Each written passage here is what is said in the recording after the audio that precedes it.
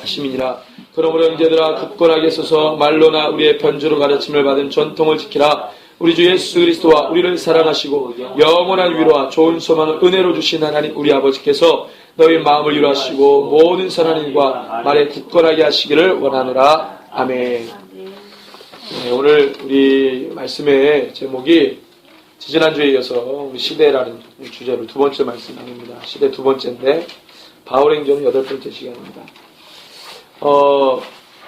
우리가 말씀을 좀 오늘 지난주에 이어서 또 좀 분명하고 명확하게 말씀을 좀 봐야 될 필요가 있어서 두 번째 말씀합니다.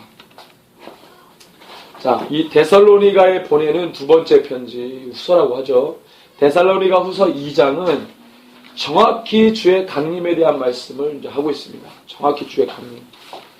근데 이 주의 강림에 관하여서는요, 데살로니가 교회를 향해서 보낸 첫 번째 편지인 데살로니가 전서 4장에도 이 주의 강림에 관한 이야기를 했습니다. 그래서 데살로니가 전서 4장의 말씀은 휴거에 대한 말씀이 아니라 이 마지막 때에 다시 오실 예수님, 우리를 부르실 때에 우리가 어떤 모습으로 주님을 맞이하는지에 대한 모습과 그 그림을 바울이 이야기를 한 겁니다. 휴거에 대한 이야기가 아니라 마지막 때에 우리가 주님을 어떤 모습으로 영접을 하는가 그 모습을 이야기를 한 거예요. 그래서 바울의 표현대로 하면 주의 강림의 날에 산 자와 죽은 자가 어떻게 주님을 영접하느냐 이 얘기를 하는 거예요. 휴거에 대한 얘기가 아니라. 그래서 여러분들 보통 휴거를 얘기할 때 데살로니가전서 4장 이야기를 많이 하는데 절대 그 말씀에 미혹받지 않기를 주님의 이름으로 축원합니다. 자, 보통 휴거라고 하면은요, 이렇게 얘기합니다. 환난 전 또는 환난 중에 들려 올라가는 것을 말합니다. 마지막 때 주님 강림할 때 들려 올라가는 것은 휴거라고 말하지 않죠. 휴거라 그러면 환난 전이나 환난 중간에 들려 올라가는 걸 휴거라고 많이 이제 이야기를 합니다. 그렇게 인식을 많이 해요. 그래서 환난 받고 싶어 하지 않는 부류들, 그런 분들이 휴거를 막 기다립니다. 근데 사실 휴거를 기다리면 안 돼요. 왜? 근데 휴거하면 어디로 가겠어요? 휴거 만약에 환난 전 휴거가 있다. 환난 전 휴거 받은 자들은 어디로 갑니까? 모르시죠? 예? 낙원이요? 예. 낙원, 천국, 뭐 이렇게 나눠서 얘기를 하시는데, 환난 전 휴거 받은 자들은 주님 옆에 주님께로 가겠죠? 예. 그럼 말을 어떻게 해야 됩니까? 표현을. 휴거를 기다린다 그러면 안 돼요. 주님을 기다린다 이런 말 써야 됩니다. 그런데 늘 휴거, 들려 올라가. 왜 들려 올라가고 싶냐? 포인트가 주님께 있는 게 아니라 환란에 있기 때문에 그렇습니다. 그래서 들려 올라가고 싶은 거예요. 환란 전 휴거 되고 싶어하는 자들은 그렇습니다. 마음심리가. 그럼 환란 중간에 휴거는, 환란 중 휴거는 어떻습니까? 환란 중 휴거된 자들은 어디로 갑니까? 환란 중에는요, 바쁩니다, 주님이. 휴거도 시켜야지, 순교한 자들도 데리고 올라가야지, 그 다음에 안 죽은 애들은 힘써 싸워서 이기도록 붙으셔야지. 주님 바빠요. 시켜야지, 막 바쁘십니다. 우리 주님을 너무, 성경에는 강림할 때 딱 심판 막 위에서 하시고 강림할 때 요거에 바쁘신데, 또 중간에 휴거도 하고 싶다 그래 휴거도 시켜줘야 되지. 주님 바빠요. 여러분들 환난 중간에 휴거 받은 사람들은 어디로 가겠어요? 주님 옆에 단상 밑에 이렇게. 환난 전 휴거된 사람들은 주님 옆에. 환난 중간에 휴거 받은 사람들은 한 단계 밑에 단상 옆에 이렇게. 제가 이걸 왜 하냐면은 데살로니가전서 4장에 구절들이 쭉 바울이 얘기를 해요. 그걸 보면 너무 재밌어요. 자, 그래서 데살로니가전서 4장의 말씀은요, 주의 강림의 날에, 주의 강림은 언제입니까? 주님 강림 몇 번 하십니까? 저는 정말 재밌는 건 봤어요. 주님이 강림을 공중에서도 하고 지상에서도 한대요. 계시록 전문가님이. 제가 깜짝 놀랐습니다. 성경에는 주의 강림이 한 번 있습니다. 그것도 제가 처음 아는 사실이에요. 근데 그거는 별로 확인받고 싶어 하지 않더라고요.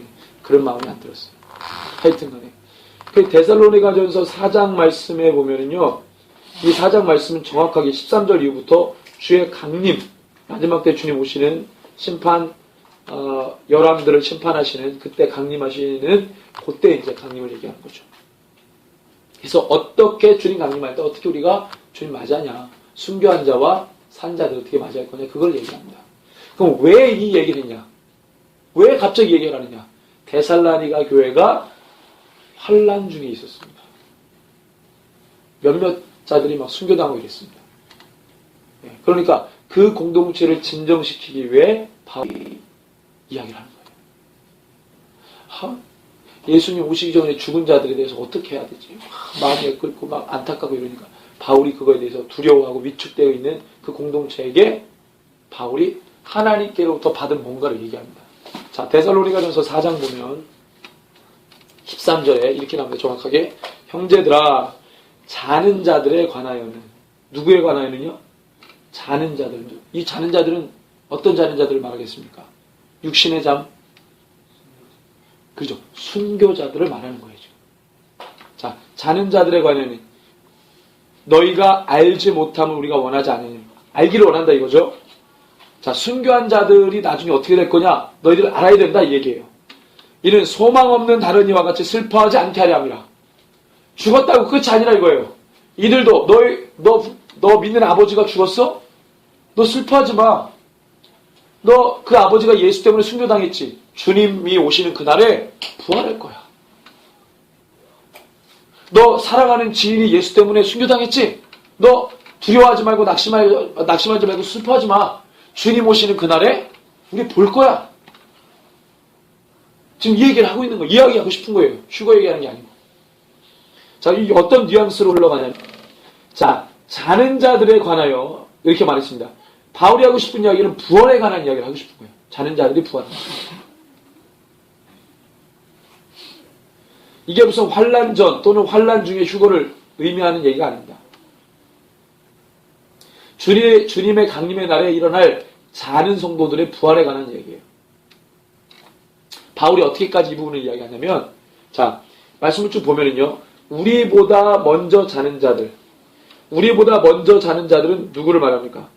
순교당한 자들이죠.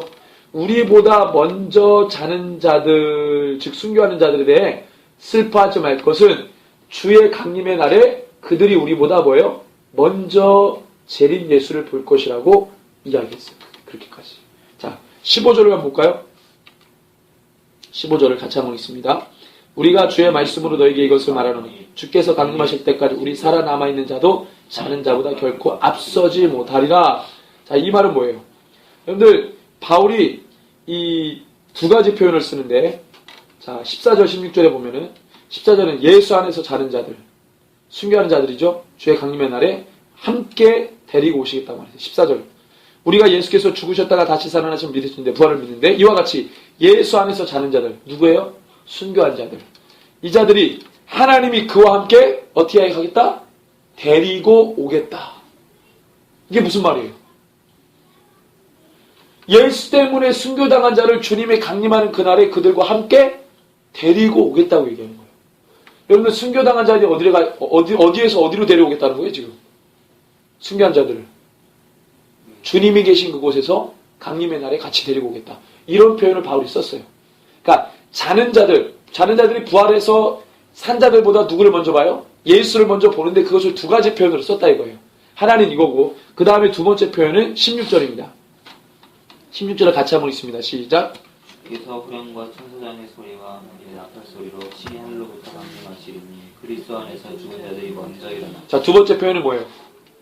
주님이 강림하는 날에 누가 먼저 일어나요? 죽은 자들.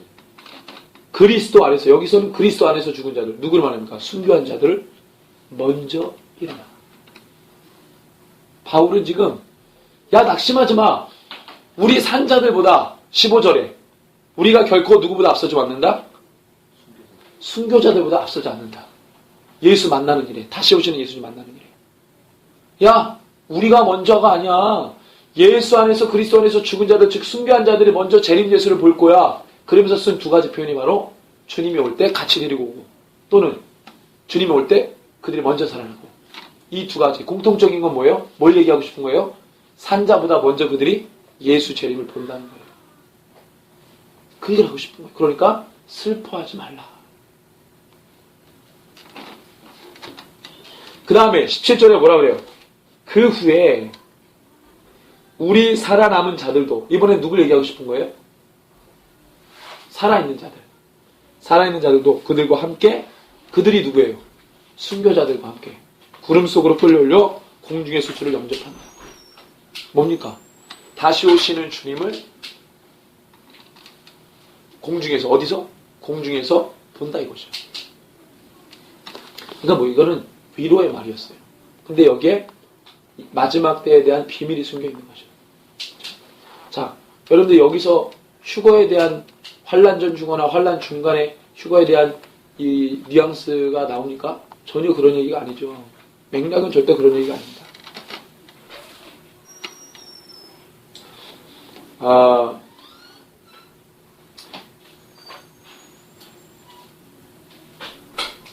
자, 계속해서 말하면 데살로니가서는 주의 강림의 날에 대한 얘기를 하는 거예요. 그래서 바울이 왜 이 얘기를 하냐면 주의 강림의 날에 이 부분에 대해서 다시 오신 예수님에 대해서 다르게 얘기하는 자들 때문에 이상한 이야기를 하는 자들 때문에 그날에 대해서 이야기를 할 수밖에 없었어요. 그러면 그날에 대해서 막 임박했다 두려움을 조장하고 뭐 더디 온다 빨리 온다 뭐 이런 식으로 뭐 여러 가지 말들이 있으니까 바울이 진리를 말하지 않을 수가 없잖아요. 그래서 그러면 그날이 오기 전에 뭘 얘기하는 거예요? 징조에 관련해서 얘기할 수밖에 없었어요. 주의 강림의 날에 대한 시점에 대한 오해들을 많이 갖고 있었어요. 그래서 그날이 이르기 위한 사인을 바울이 얘기할 필요가 있었던 거죠. 지금하고 똑같죠. 지금도 어떻습니까? 마지막 때에 대해서 이러쿵저러쿵 이야기가 많잖아요. 거기에 대해서 성경적으로 바르게 진리를 얘기해줘야 되는 해주고 있는 종들과 주의 사역자들이 많이 있습니다. 바울과 같이 하는 거죠. 교회들을 깨우기 위해서. 왜 그렇습니까? 하도 그날에 대한 미혹에 왜곡된 이야기들이 창궐하기 때문에 그렇습니다. 바로잡기 위해서 하는 거예요. 자, 바울이 말한 주의 강림의 날이 오기 전 그날을 감지할 수 있는 사인들 뭐냐면, 자, 데살로니가 후서 2장에 처음으로 말한 게 뭐였다고 말했습니까? 배교. 바울이 말한 가장 대표적인 분위기는 바로 배교의 일들이 일어난다 그랬어요. 자, 그러면 여러분들 바울 시대 때에는 배교가 없었습니까? 바울 시대 때도 배교가 있었죠. 어느 시대에나 있었던 배교를 왜 특별히 바울이 마지막 때에 대한 사인으로 배교를 언급했을까요? 어느 시대에나 있었던 배교를. 그렇죠. 이거는 규모가 엄청난 겁니다. 바울 시대 때나 그 전 시대에 있었던 소규모의 배교라면 마지막 때에 대한 배교는 전 지구적인 현상입니다. 집단적이고 전체적인 배교 현상입니다. 그래서 가장 강력한 마지막 때를 알리는 사인으로 배교를 먼저 얘기합니다. 여러분들 바울 시대 때만 해도요, 배교가 없진 않았어요. 있었어요? 적었죠. 뭐가 많았습니까? 배교자보다 순교자가 더 많았습니다. 바울 시대 때. 집단적으로. 그때는 배교하는 일이 특이한 일이었어요. 그럴 정도로 순교자가 많았습니다.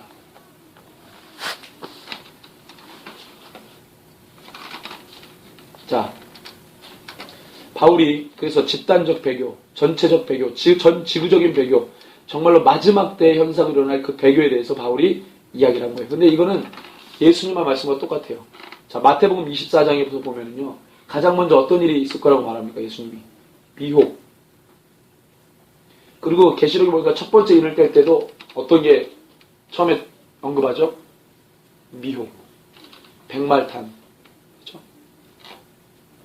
이기고 이기려고 하는 미혹. 이 미혹은요, 배교를 끌어내기 위한 전조입니다. 전조. 지금 세상이죠. 여러분들 전 세계교회가 WCC로 인해서 배교의 일로 동참하는 것은 뭐가 전제가 됐기 때문이었습니까? 먼저 미혹을 받았기 때문에 그런 겁니다. 그렇죠? 여러분들 WCC에 가담한 종교가 불교입니까? 주체가 뭡니까? 교회입니다. 교회. 하나님 믿는 교회가 뭐 한 거예요? 배교한 거예요. 어떻게 그럴 수 있죠? 미혹이라고 하는 것이 뿌려졌기 때문에 그것을 딛고 배교 역사가 일어납니다. 그러니까 어떤 현상이 일어나요? 집단적 배교, 전체적 배교, 전 지구적 배교가 가능한 겁니다. 그게 가능한 거예요. 사람들이 집단적으로 넘어가는 거예요. 무엇 때문에? 미혹 때문에. 진리를 바로 듣지 못했고 무엇을 더 많이 들어요? 진리가 아닌 비진리, 미혹된 비진리에 많이 노출되어 있었기 때문에. 뭡니까? 번영신학, 고지론, 성공주의, 긍정의 힘, 믿음의 말, 이런 것들이 뿌려진 거예요. 그러니까 넘어가는 겁니다. 그 다음에 언급한 사인이 뭐였습니까? 말씀해 보니까 자 3절에 배교하는 일이 있고 그 다음에 나오는 게 저 불법의 사람 곧 멸망의 아들이 나타나기 전에는 그날이 이르지 아니하리라. 두 번째로 마지막 때를 알리는 사인에 대해서 바울이 말할 때 저 불법의 사람 곧 멸망의 아들, 이 부분의 출현이었습니다. 근데 이거는 바울이 만든 독창적인 표현이 아니에요. 바울만 말한 게 아니라 다니엘이 말했고 예수님이 그것을 인용하셨고 사도 요한이 성령께로부터 받은 말씀과 동일한 표현이에요. 먼저 다니엘 9장 27절, 11장 31절, 12장 11절에 보면 가증한 것이, 멸망에 가증한 것이 거룩한 곳에 설 때에 이 얘기가 나와요. 처음 다니엘이 그걸 받았습니다. 마지막 때에 대한 현상을 말씀해 주실 때 이것이 다니엘에 3번 나와요. 다니엘서에 9장, 11장, 12장에. 그 다음에 예수님이 마태복음 24장에서 마지막 때 설교할 때 다니엘의 그 말씀을 인용합니다. 그건 뭐예요? 진짜 그일이 일어난다는 거예요. 그 다음에 계시록 13장 5절, 6절 볼까요?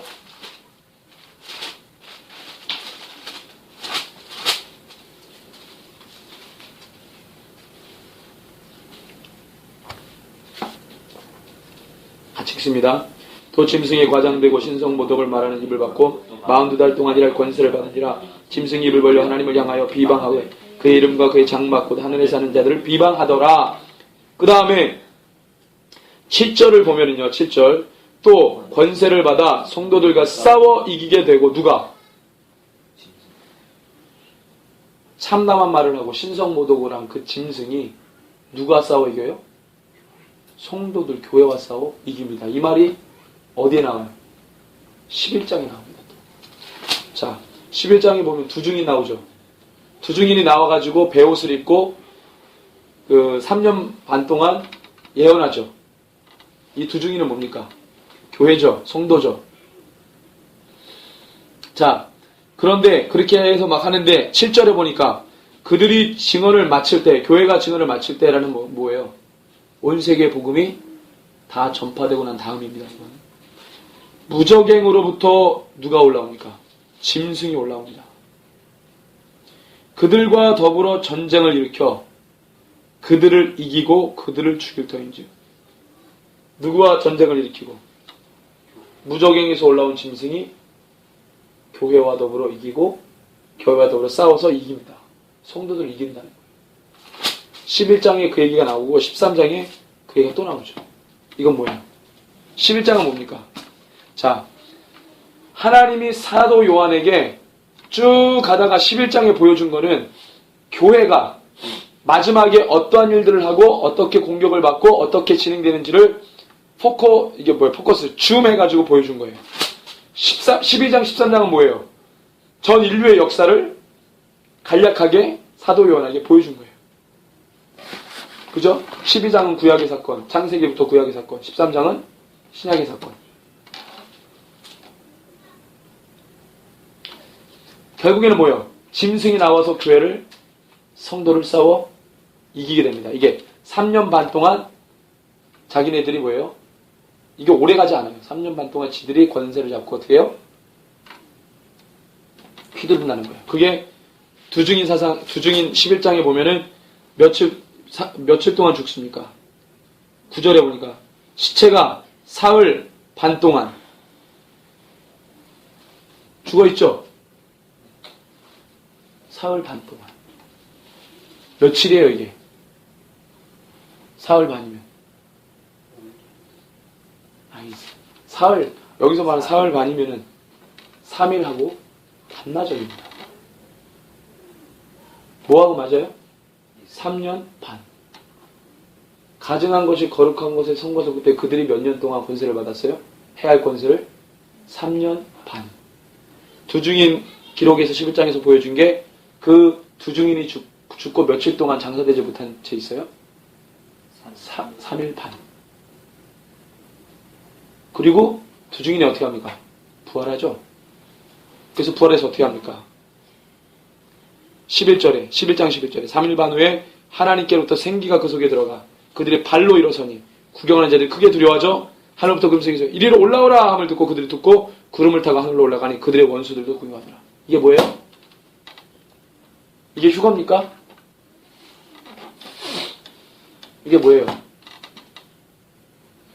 성도가 짐승에게 짓밟혀 죽었다. 이게 뭘 말해요? 순교당했다 이 말입니다. 그리고 주님이 순교당한 자들, 그리고 짓밟혔지만 계속 말씀에 있는 대로 버티는 자들, 공중에서 하나님 어떻게 합니까? 주님 오실 때 이리로 올라오라. 아까 어떤 말씀과 똑같습니까? 데살로니가 전서 4장 말씀과 똑같죠. 바울이 데살로니가 교회에 말한 것하고 사도 요한이 직접 본거하고 틀립니까? 똑같습니까? 똑같죠. 바울이 이상한 얘기한 거 아니죠. 그리고 13절에 엄청난 뭐가 있습니까? 심판이 있는 겁니다. 그게 나오죠. 자, 그러면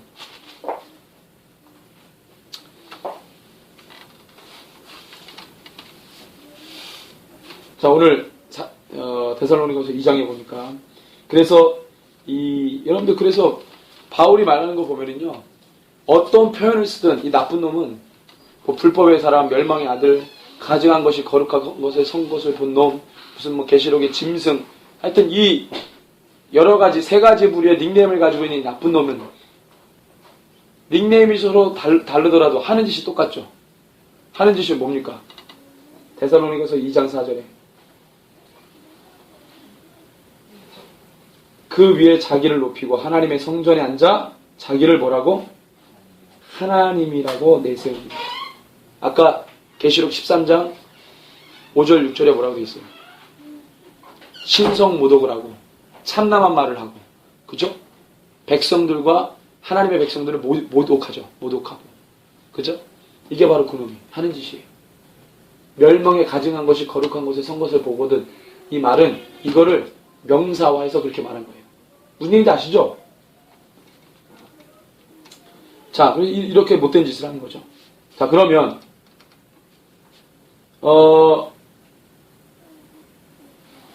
자, 근데 바울이 이 일을 데살로니가 교회에게 가르쳤어요, 안 가르쳤어요? 이 마지막 때 일을 5절에 보니까 내가 너희와 함께 있을 때 이 일을 너희에게 말하는 것을 기억하지 못하느냐? 바울도 마지막 때 일을 가르쳤다는 얘기예요. 마지막 때 이런 일이 있을 거니까 뭐하라? 깨어있으라. 바울도 이 메시지를 전한 거예요. 자, 그러면 그 다음에 어떻게 진행되는지 바울이 또 이야기합니다. 자, 6절에 보니까 너희는 지금 그로 하여금 그의 때에, 그는 여기서 누구를 말합니까? 불법의 아들을 말해요. 멸망의 그 불법의 아들이 나타나게 하려 하여 막는 것이 있는 것을 안 한, 이게 말이 좀 이렇게 돼 있는데 그냥 이거 쉽게 말하면 그놈이 있는데 아직 그놈이 나타났다는 거예요? 안 나타났다는 거예요? 아직 안 나타났다는 거예요. 아직 안 나타났어요. 왜? 막는 것이 있다는 거예요. 그놈이 나타나지 않도록 지금 막고 있는 게 있어요. 그게 뭡니까? 그놈이 나타나지 못하도록 아직 막고 있는 게 뭐예요? 하나님이죠. 말씀에 지금 다 나와 있는 거 제가 얘기하는 거예요. 여러분들 읽으시면 다 나와요. 네. 그놈을 막고 있는 게 바로 누구예요? 하나님입니다. 하나님. 그래서 하나님이 그 시기를 잡고 계시는 거예요. 좀 바울이 지금 엄청난 비밀들을 얘기하고 있는 거예요. 자, 그놈이 나타날 때는 나타나요. 나타나면 마지막 때가 카운트다운 들어가는 거예요. 그럼 왜 지금 안 나타나냐? 하나님 막고 있다. 그럼 왜 막고 있냐? 그 얘기를 쭉 하죠. 자,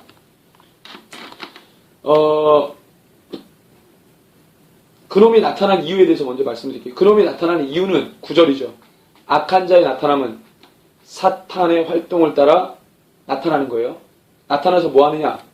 모든 능력과 표적과 기사와 기적과 불의의 모든 속임으로 나타나요. 무엇과 무엇으로? 능력과 표적과 거짓 기적과 불의의 모든 속임으로 나타나요.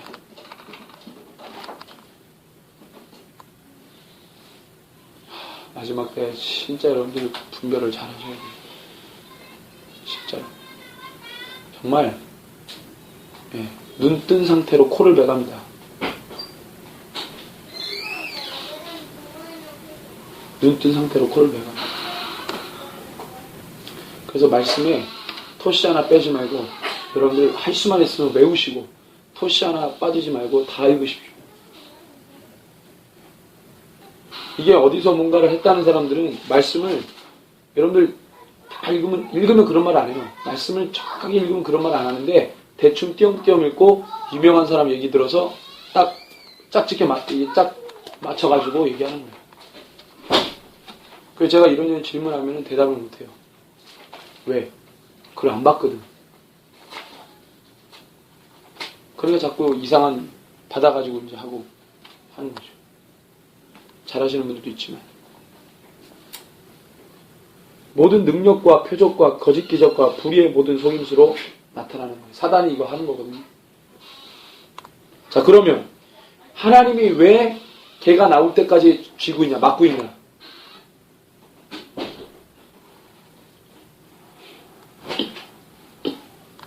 그것을 막고 있는 것은 뭐예요? 교회, 계시록에 보면은 하나님이 심판을 누구와 함께 하십니까?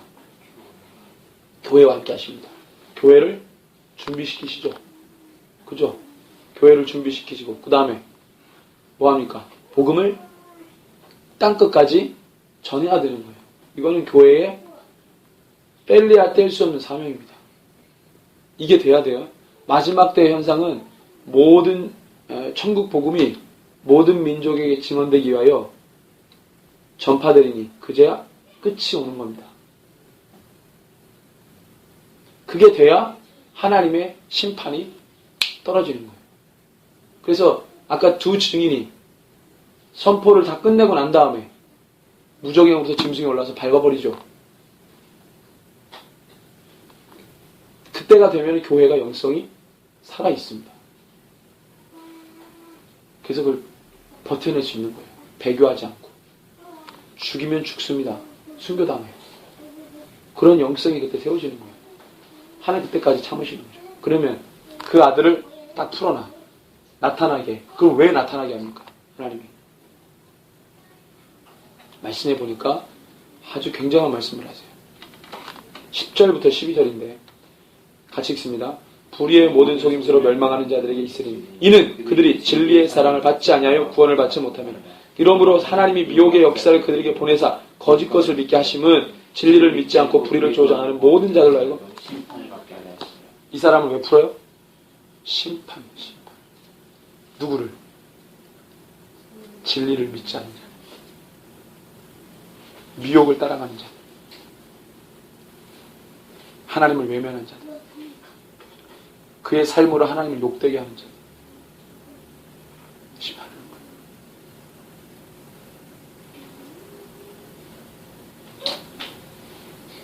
여러분들, 하나님이 심판할 때는 사탄만 심판하는 게 아닙니다.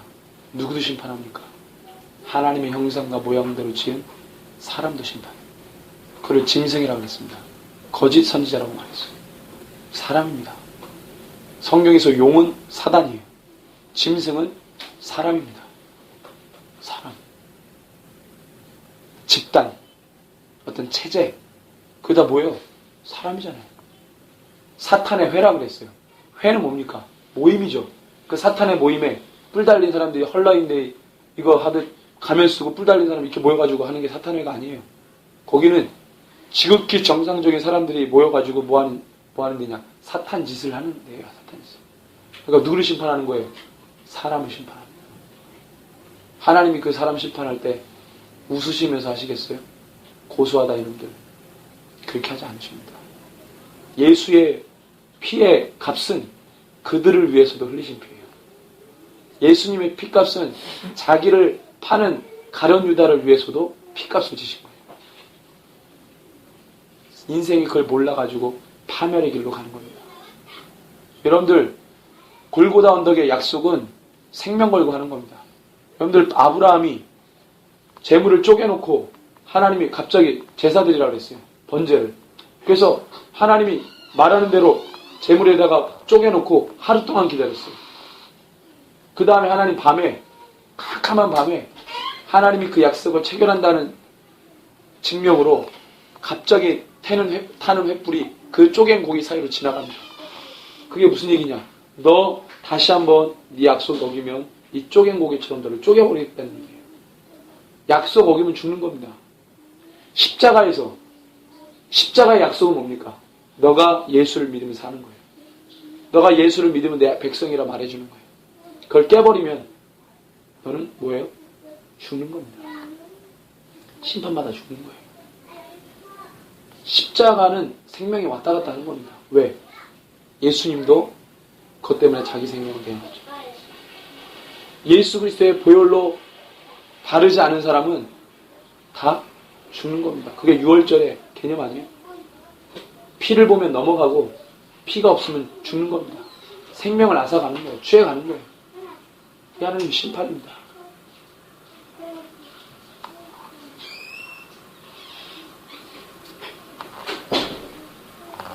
자, 그래서 우리가 진리에 서야 하고 말씀에 바로 서야 돼요. 주의 모든 것을 붙들어야 됩니다. 그것이 오늘 말씀 13절에서 17절이에요. 마지막 때 교회가 어떻게 미혹을 깨트리고 사단의 모든 괴계를 파쇄하며 믿음의 인내로 서는가. 여러분들 마귀는 주의 강림할 때까지 마귀 짓을 할 거예요. 그렇다면 교회는 주님 오시는 그날까지 교회의 사명을 위해 힘써야 됩니다. 자, 그러면 13절부터 17절까지 나오는 마지막 때 교회가 붙들어야 될 덕목은 뭡니까? 세 가지입니다. 첫 번째, 진리를 믿는 것입니다. 말씀을 믿는 거죠. 기록된 말씀. 그것은 성령님께서 하시는 것입니다. 내 힘으로 안 돼요. 내 지식으로 안 돼요. 성령님이 조명해줘야 그걸 붙들 수 있습니다. 그것은 또 뭐예요? 하나님의 택하심으로 이루어집니다. 하나님이 택해야 가능합니다. 성령님도. 여러분들 그래서 어떻게 됩니까? 결국 이것이 되는 자는 하나님의 자녀가 된다고 말하는 거예요. 그게 13절의 이야기입니다. 하나님의 택함으로부터 시작해서 성령님의 운행하심. 그로 말미암아 진리를 우리가 따라가고 결론은 뭐예요? 답은 하나님의 자녀가 되는 거예요. 그래서 말씀을 주목하고 말씀을 따라가는 것은 하나님의 택하심이요 성령님의 개입하심과 운행하심이 있어야 되는 겁니다. 두 번째, 그리스도의 영광을 얻게 하는 것입니다. 여러분들, 그리스도의 영광을 어떻게 얻게 합니까?